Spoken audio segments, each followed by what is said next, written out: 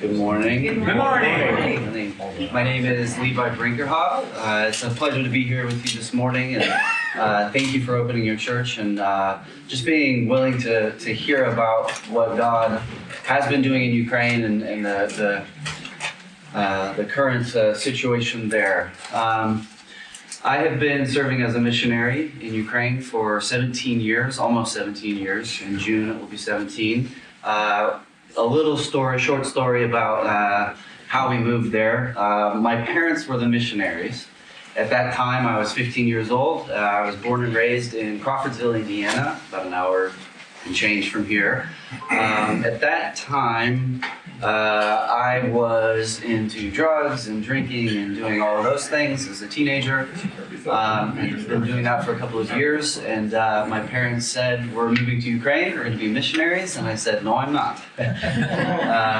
Well, yes, I was.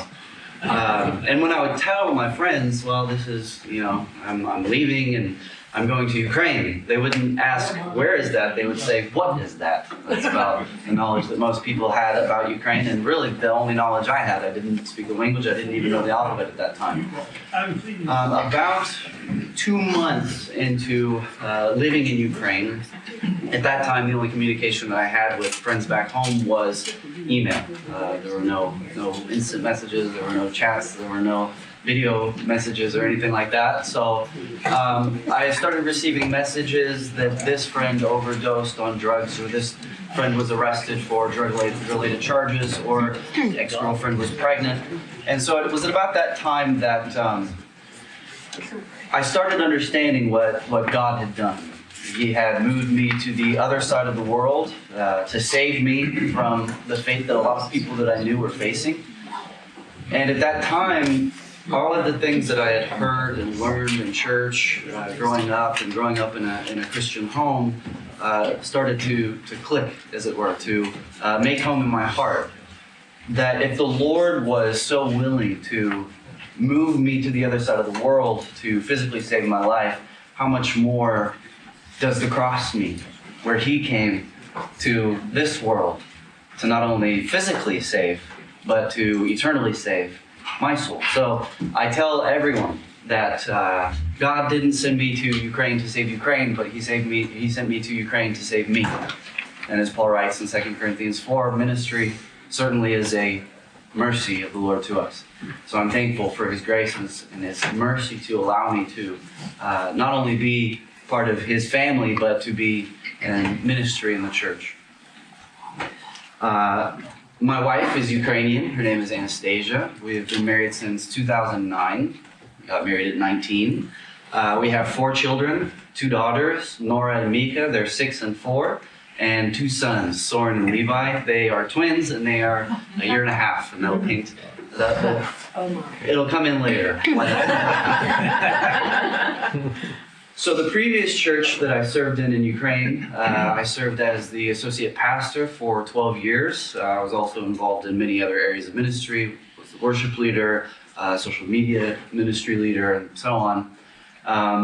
In June of last year, 2021, my family, we moved to Dnipro, Ukraine.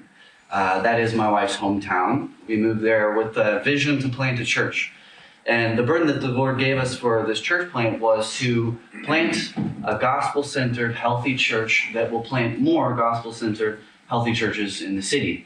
Dnipro is a city of 1 million people. So there are a handful of good, solid, healthy churches there, but 1 million people need more than a handful of churches. So by God's grace, our vision was, and hopefully still is, to plant that church and to see people saved, to see leaders and especially church planters raised up and sent out to the 8 districts of the city to see churches planted there. We also want to come alongside other churches to see them able to plant more churches in their denominations. So we were in Dnipro for about 8 months, and Ukraine has been at war for nearly 8 years now. In 2014, if you remember, there was the Maidan Revolution, and then the president then was ousted, and then the war in the East began. It's been said that this is a civil war, Ukrainians fighting Ukrainians, pro-West Ukrainians fighting pro-East and pro-Russia Ukrainians. That is not entirely the case. It has been a Russian-backed war since the beginning.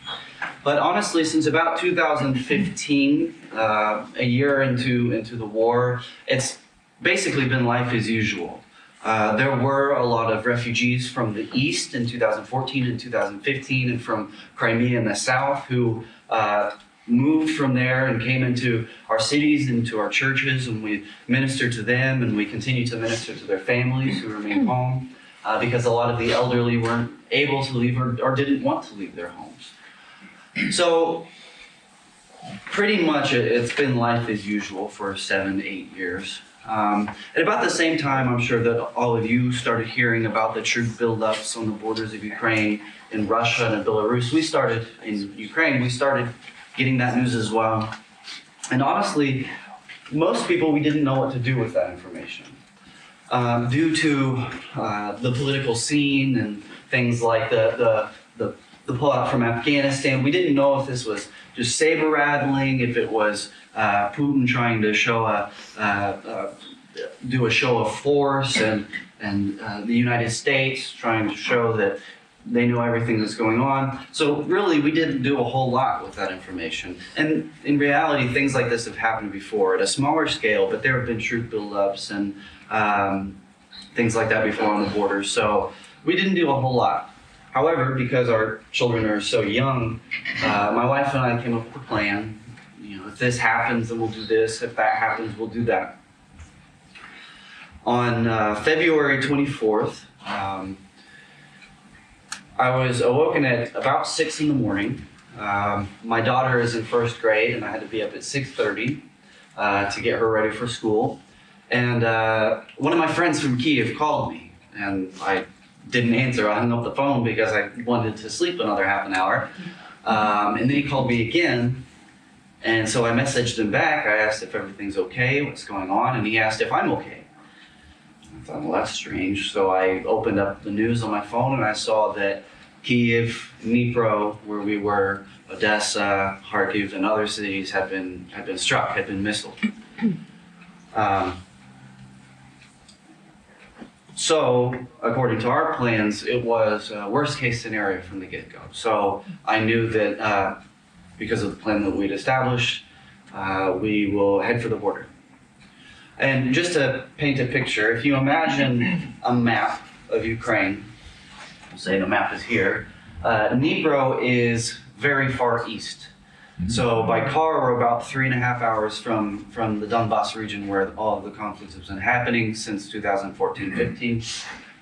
So if we're here, anything south is Russian-controlled Crimea. Anything east is Russian-controlled Ukraine or Russia. Anything north or northwest is Russia or Belarus. So the only option that we had was to go west, to go basically all the way west.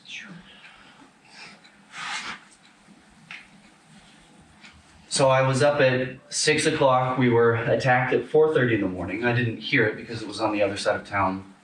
I decided to let my wife sleep for another few minutes just because I understood what was ahead of us. Thankfully, we had most of our bags packed. We had our documents ready. I threw into a backpack whatever I had for myself. Most of our bags were kids' things, kids' clothes, things like that. I was able to pack a few pair of clothes, my Bible, my iPad, and I ripped a couple hard drives out of my computer. So by 7:30 in the morning, we were out the door and on our way. The first leg of the trip, really I want to say two things. We were of the first wave of people evacuating. So that means that really we had an easier time. And as time went on, especially for the people coming out of Mariupol, coming out of Kharkiv, and cities like that, I'm sure you've heard the names of those cities in the news. Relatively speaking to them, we had a much, much easier time. So I want to share our story, but I also want to share the story of millions of Ukrainians. The first leg of our trip, I was scheduled to preach at the church that I formerly served in.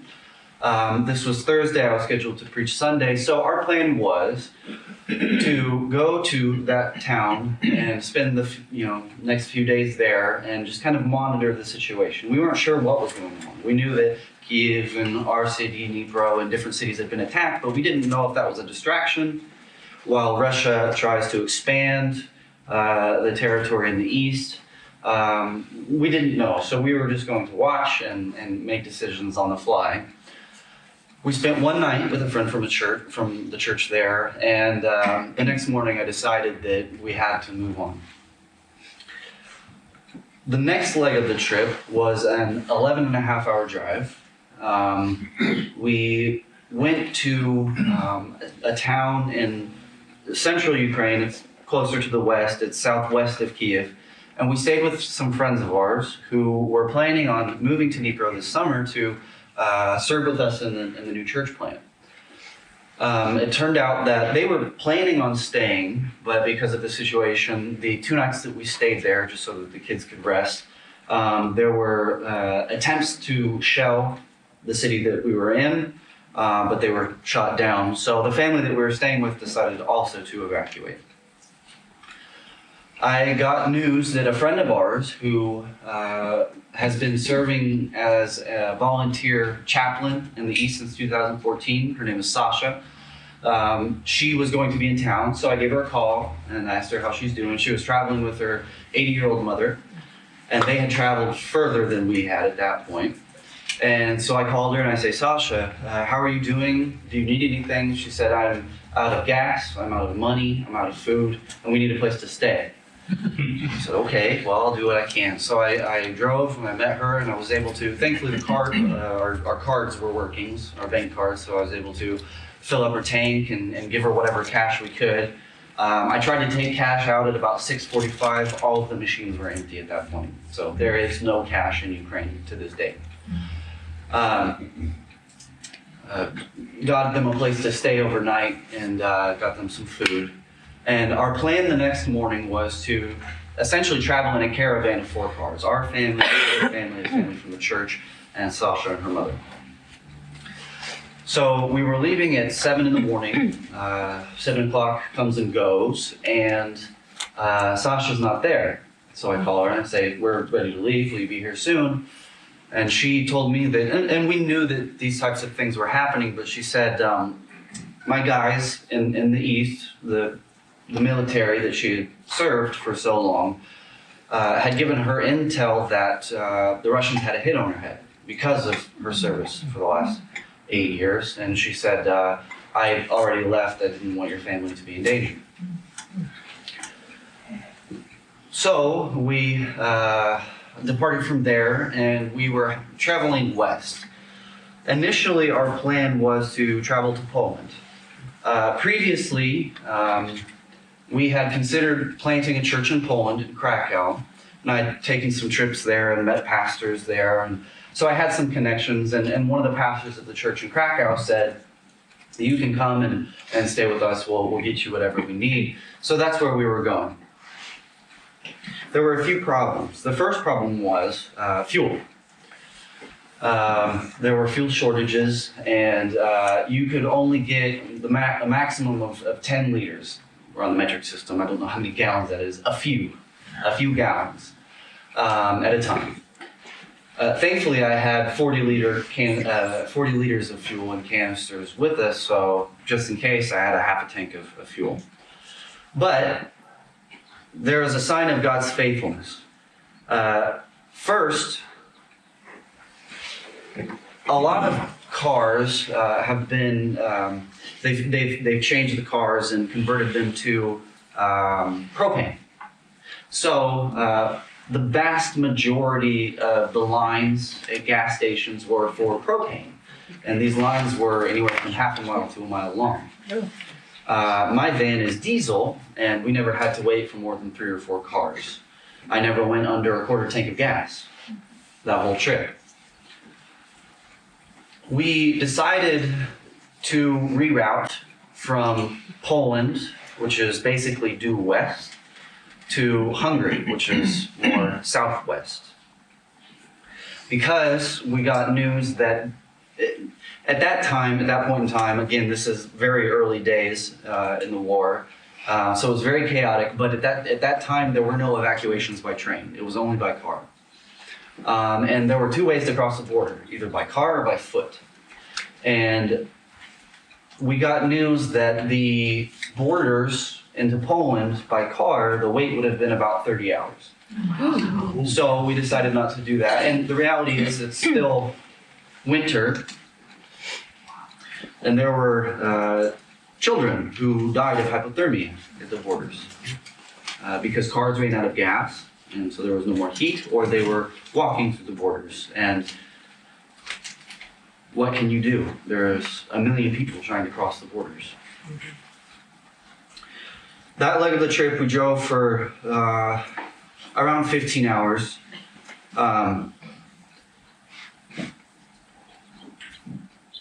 And we came across things like hearing the jets fly overhead. I never served in the military. If you have served in the military, you know what that sounds like. The only thing that I can compare it to is when I was a kid, we would go to Blue Angel air shows and we'd watch them fly, and it sounded like that. But the only difference is that here we couldn't see them, and we didn't know if it was ours or theirs. Most likely it was theirs. And we had received reports that these jets were targeting the caravans of cars that were traveling west. And when I say caravans, I mean that it's as far as the eye can see, hundreds and hundreds and hundreds of cars. And it was at moments like that where my wife was in the very back of the van with the boys, where we would look at each other in the rearview mirror, and our kids were in the car with us. We had to detour several times, not only because we changed our destination, but also because we got news that some of the cities that we were going to be traveling through were being shelled. Some of the roads that we were going to be traveling on were mined, and cars were exploding.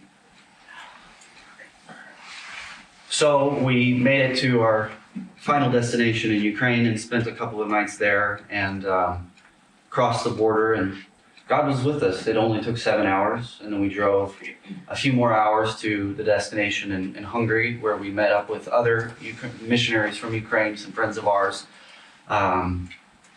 And the moment that we got there, it changed to how do we get our friends out of the worst conflict zones? How do we get them to the border? And how do we get them to safety and shelter in Poland and Hungary?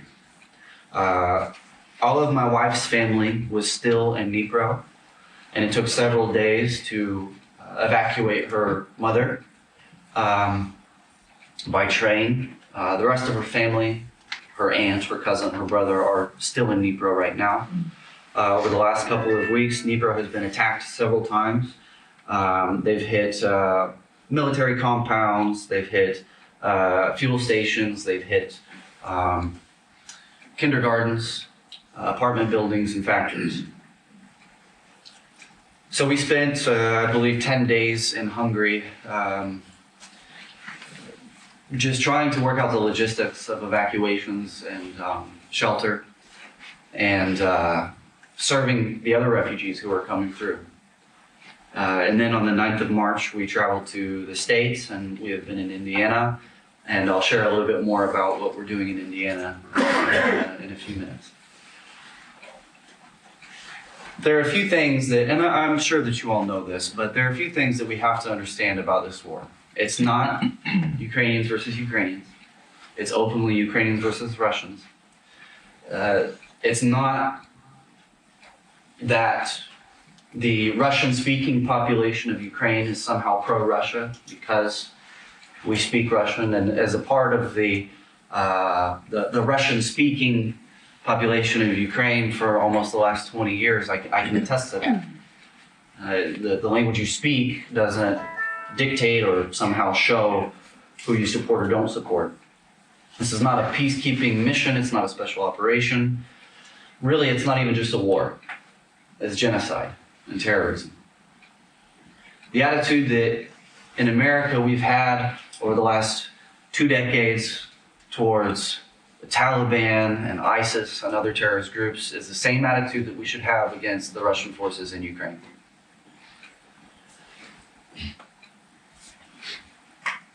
I'll share a story of a friend of mine in Borodanka. Borodanka is one of the small towns on the suburbs of Kiev that has been annihilated. She is about 23 years old. Her name's Masha, maybe a little bit older. She spent, with her 3 younger sisters, who are teens and preteens, 4 days behind a load-bearing wall in their apartment because their building had been shelled and everything on the other side of that wall was blown out. They didn't have heat, they didn't have electricity, they didn't have cell phone connection, they didn't have food, they didn't have water.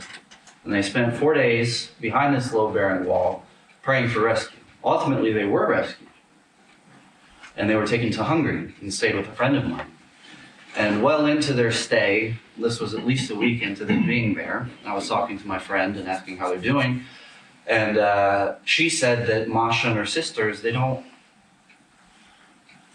sleep on beds. They don't sit on the couches. They sleep and sit next to the wall in this apartment in safety. Over the last week, I've had 3 friends die in combat. A friend of mine's wife was abducted by Russian forces. She's a paramedic and she's been serving as a volunteer paramedic in the East since 2014. She has 3,000 confirmed saved lives since 2014 and is a high priority target for the Russian forces. So she was abducted over 10 days ago and no one knows if she's alive or where she is. Yesterday was a particularly difficult day because the Russian forces have freed, the Ukrainian forces have freed some of the previously occupied cities in the Kiev region. And the atrocities are coming to light. They found a mass grave of about 300 people. They're finding people just in the streets, men, women, and children, with their hands tied behind their backs, shot in the head. They're finding burned bodies because these are civilians in the streets and they're being shot by the Russian forces. And then because of social media, the pictures and videos get out and the Russian forces try and burn the bodies. If you heard several days ago, maybe even a couple of weeks ago, you'll have to excuse me, time is it's hard to keep track of. There was an arts theater in Mariupol in southern Ukraine that was bombed. There were a couple thousand people in the bomb shelters. At least 300 children died in that. So on the outside of that building, in large, legible, white letters, the word children was written. I posted a picture yesterday on Facebook from Mariupol. There's a commercial van, so with a lot of space in the back. It says in large, illegible writing on the front and on the side, children. It's filled with bullet holes. And the building behind it is completely bombed out. What we have to understand is places like apartment buildings, hospitals, maternity wards, orphanages, schools, universities, kindergartens, preschools are being specifically targeted by the Russian forces. There are horrendous accounts of rape, of women and children, of parents being tortured before their children and killed, and then the children let go. And I could honestly go on and on about this.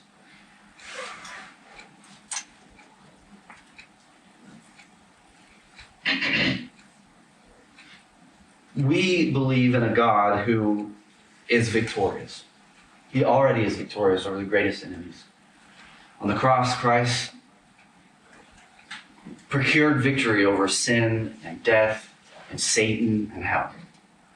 And we do believe that since Christ is victorious over those greatest enemies, that he can be victorious over any earthly enemy. We believe in a God who has opened up the earth before to swallow up armies. We believe in a God who has parted the Red Sea to swallow up an army. In this case, he can open up the Black Sea and swallow up armies. We don't know if he'll do this. We don't know what's in the mind of Putin. I don't know what will happen in Ukraine, if we'll be able to go back and return to our homes. But I know what's in his heart, and in the heart of the people who do these horrendous things. Is evil. So, what are we doing right now in Indiana? Speaking of myself and my family, and how can you take part in this? Right now, I'm not sure how long we'll be in Indiana. Obviously, our ideal goal is to return to Ukraine, to return to Dnipro, to continue serving, though ministry is, of course, going to look very different now than it did before. Our vision would have to be changed, but that's okay. My wife is Ukrainian. She came in on a tourist visa, so if we have to stay here for longer than 6 months, she'll have to immigrate, which means that we will be here for at least the next 3 years. We want to follow the Lord. We want to be obedient to him. So it looks like we will be here for the next 3 years.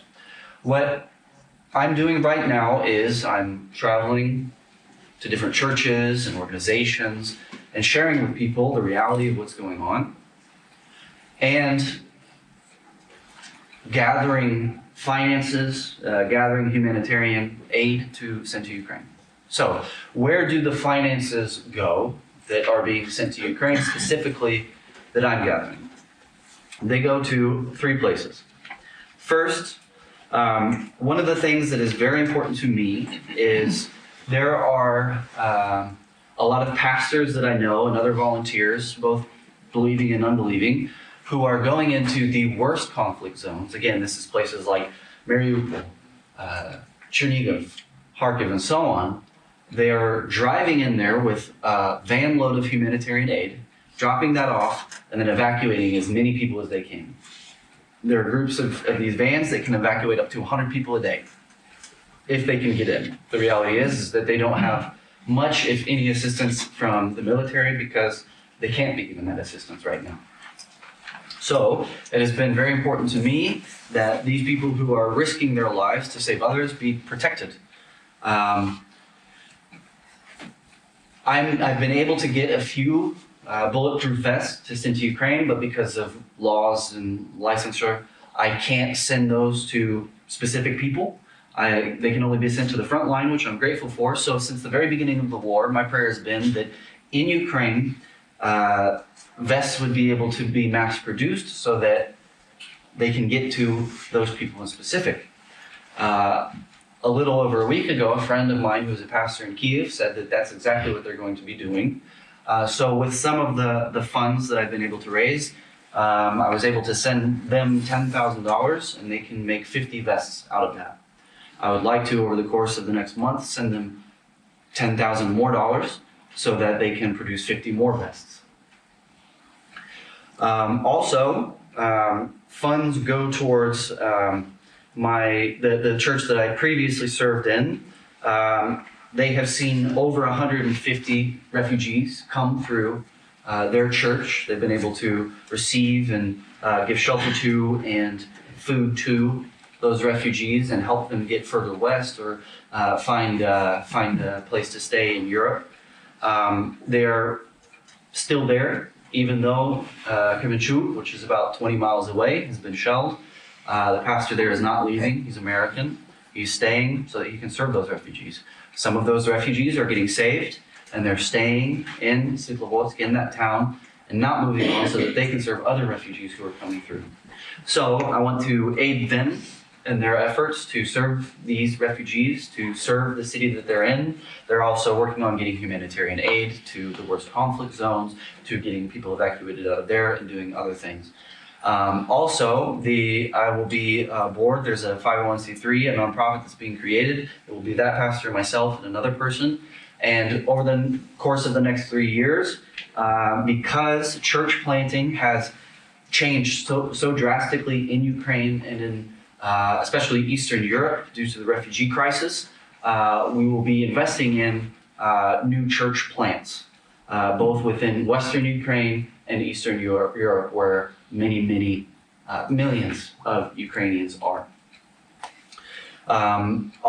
Thirdly, the money goes towards churches in Poland and Hungary who are receiving and helping refugees there.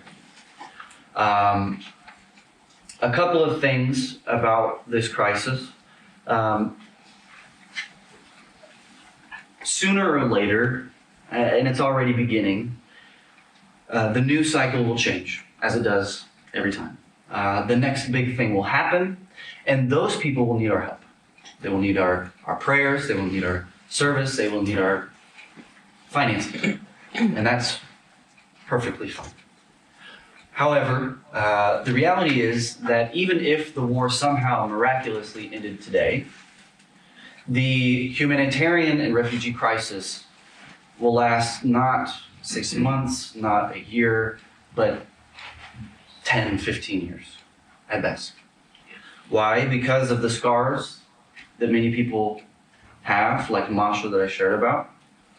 Because of the complete decimation of infrastructure and homes in many of the cities throughout Ukraine.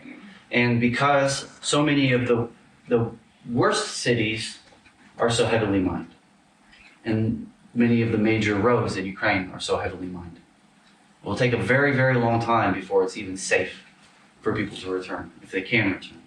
Many people don't have homes to return to. So I ask that you continue to pray for Ukraine as news changes and as social media quiets down and as efforts dwindle and cease. I ask that you continue to pray for Ukraine, to continue praying for those who are suffering, who have lost loved ones, husbands, fathers, mothers, daughters, children. I ask that you continue to donate to whether it's finances or whether it's dropping off humanitarian aid to an organization that's sending that over. Please continue to do that because that will be needed for the next many years.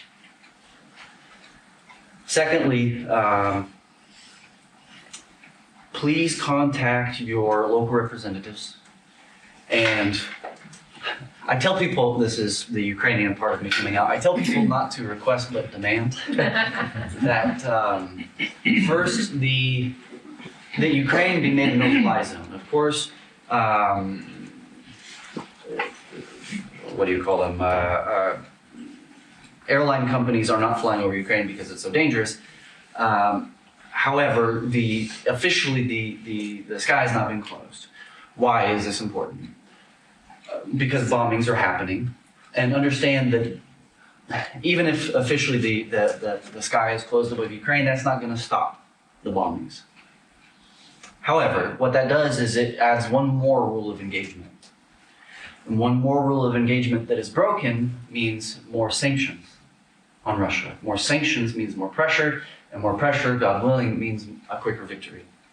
These sanctions are devastating to Russia, and ultimately, Russia cannot continue doing what they're doing with them. So we need more sanctions. Also, if you remember, there was a deal struck that the United States would send fighter jets to Poland, and then Poland would send theirs to Ukraine. That was vetoed and is no longer happening. Please pray and also contact your local representatives and demand that veto be turned around and that Ukraine be given planes. I want to quickly share just a short message of hope. The reality is that my family and I, we are refugees. Many missionaries that I know have served in Ukraine are refugees. Thousands of my personal friends are refugees. And there are over 3 million Ukrainians who have had to leave the country. There are many more millions of people who have been displaced and are staying in Ukraine. Ukraine is a country of 43 million people. I had the privilege of preaching on a Sunday in Hungary to Ukrainian refugees, and I didn't really have time to prepare, so I just shortly and briefly shared what the Lord had laid on my heart as I was processing the situation that I found myself in. And the first couple of days in the car, again, we traveled 900 miles over the course of 5 days with 4 children. The first couple of days were filled with weeping, as you can imagine. At a certain point, I had to just kind of shut that down and put it on the back burner and just get my family to safety. But I asked myself, what am I weeping over? Of course, my friends and family who are in danger. What will become of them? I found myself weeping over our home. The pastor today shared about home today, and it was really close to my heart. And I thought to myself, I couldn't figure out exactly why I was crying over these things. I thought, am I such a materialist that they mean so much to me? Like, this is so low on the totem pole of important things. Why is it doing this to me? And I realized that I wasn't weeping over the things that I thought that I would be.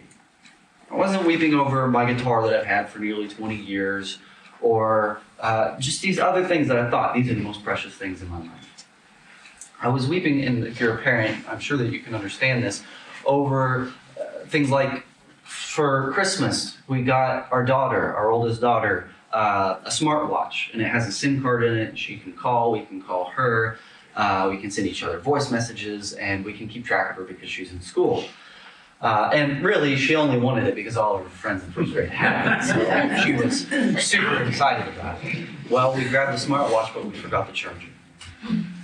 And then I found myself weeping over my girls love Frozen. I mean, everything Frozen. I got them electric toothbrushes, Frozen themed. My older daughter is Elsa, and my younger daughter is Anna. And I got those for her, and I will not be able to give those to them for their birthday. And what I realized was these things are not just things.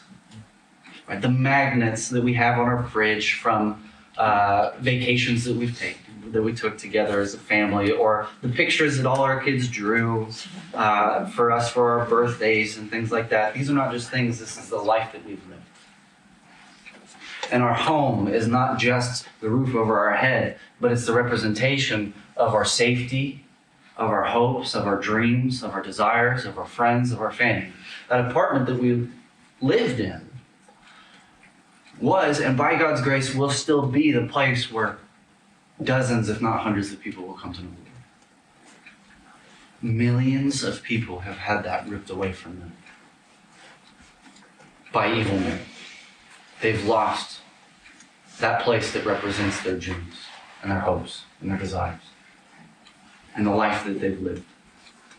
Maybe in a certain way you've experienced, or someone you know has experienced that. They've lost their home in a fire or in a tornado or due to poverty. The plight of the refugee is that we lose it. That feeling of security and comfort and hope is ripped away from us. The hope of the gospel is that Christ, who is the great pilgrim, in Hebrews 11, it talks about Abraham and how Abraham, he was called to leave his home and go to a new city. We know that to be Canaan, the promised land. But God talks about a better city, a greater city, a city not built by the hands of man, but by the hands of God. Certainly, a pilgrim is a little bit different than a refugee, but I'm sure that Abraham experienced some of the same things that I and many other Ukrainians and people from Afghanistan and Syria, Mexico have experienced. Where will I live? Who will be there? Will I be safe? What will become of my family? What will become of my livelihood?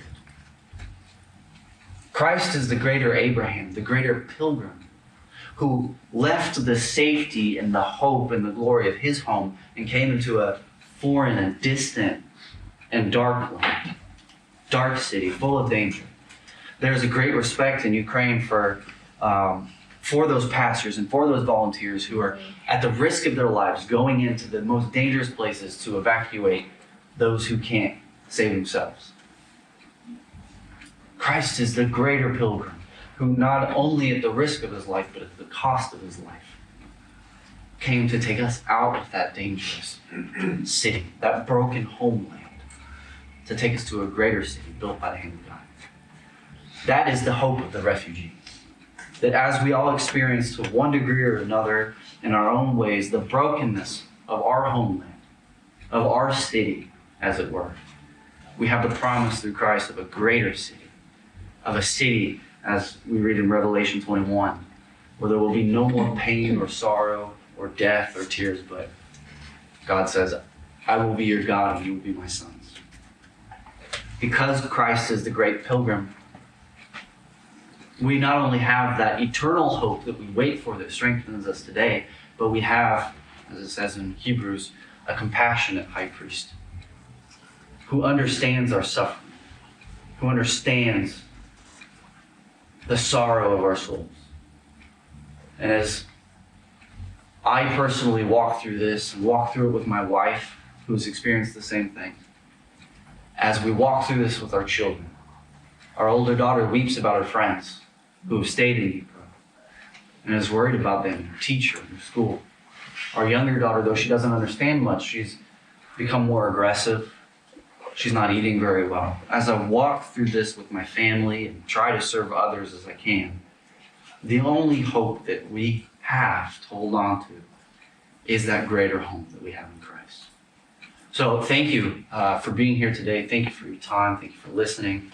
If you have any questions, I'll be here for the second service. I'll be here some after the second service or in this time between services. Please feel free to come up and I would like to speak with you and answer any questions you may have. Thank you.